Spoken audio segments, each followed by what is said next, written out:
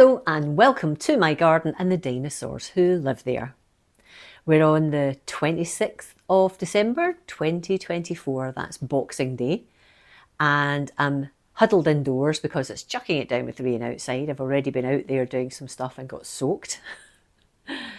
But what I'm going to do now is sow my onion seeds.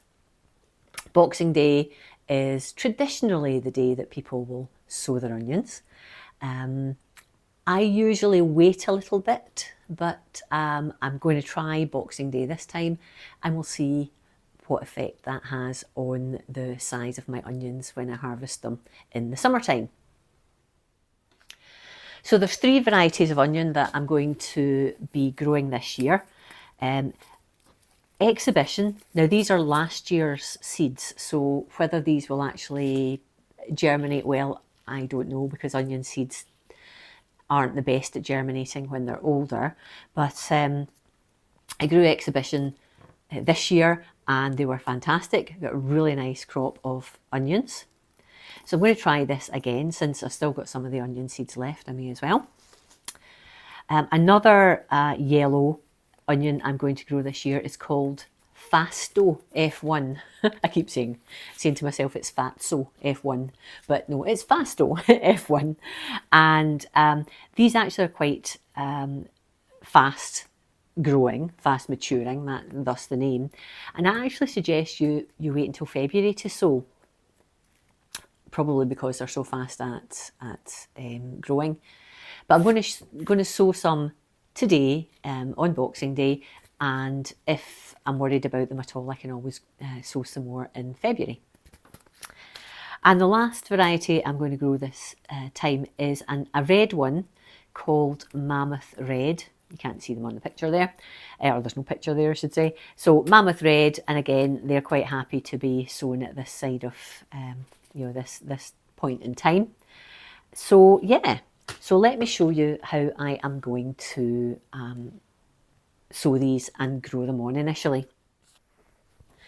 Righty tighty, so I have 3 little quarter seed trays, just sitting in a large tray at the moment. Now in these trays I have a mixture of compost and vermiculite. The vermiculite that I have at the moment is a sort of medium grade one, so it's quite large pieces. So I actually, whilst the majority of the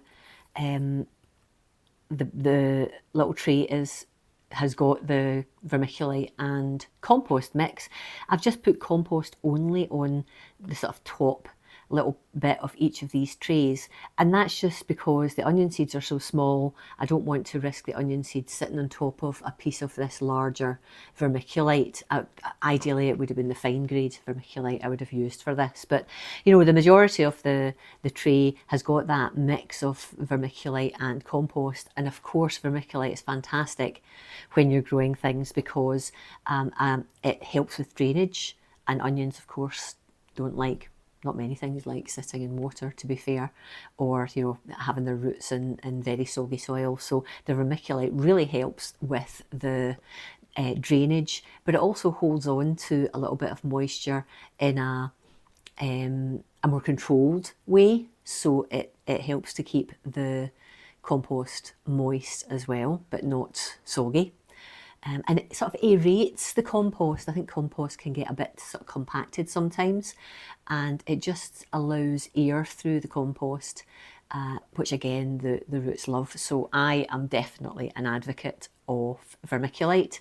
As I say, I wish I had the very finer stuff, but in fact here you can show you a bit. Let's see if I can see some of the,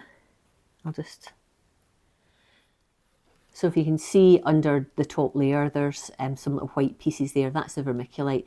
As I say, it's just a little bit not fine enough for my liking, but we've got making a mess, we've got the other compost on top. So yeah, 3 trays, vermiculite and compost, and a little bit of compost only on top.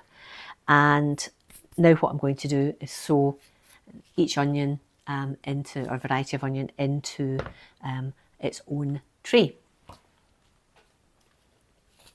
Okay, let's start off with exhibition since it's already open.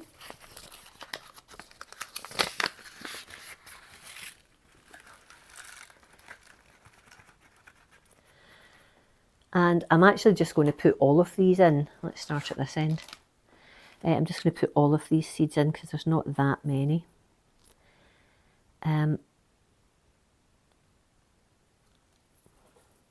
What will happen is I will let them, once they've grown on, once they've germinated and grown on, I'll transplant them out of the seed tray into their own little cells.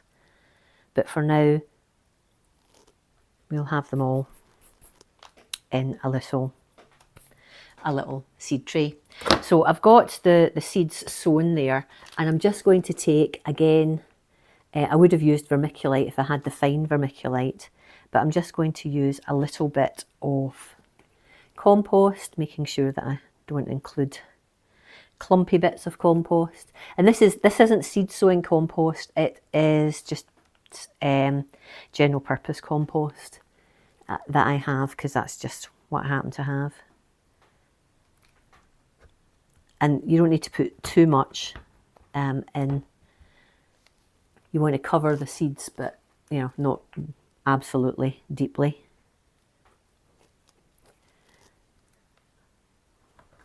Okay. Oops, that's a bit. So the good thing about using seed sowing compost is it's really fine, but this is fine, but not that fine. Anyway, so that's exhibition. I'll label that just in a moment. Let's go on now to the mammoth red in the middle here. And we shall pop that in. What I'm actually going to do is I'm just going to move this seed tray out, because sometimes you can end up with a seed in the wrong seed tray when you're sowing in close proximity, as I am. Right, so brand new packet, so these hopefully won't have problems with germinating.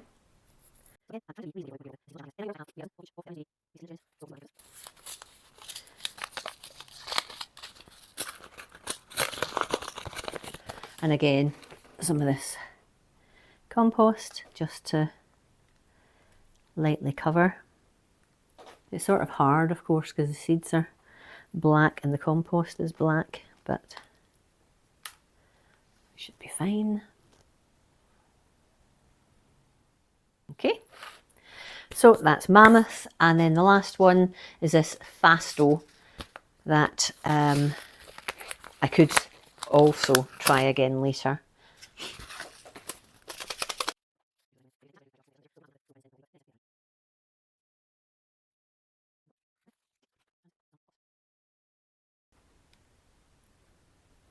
There we go.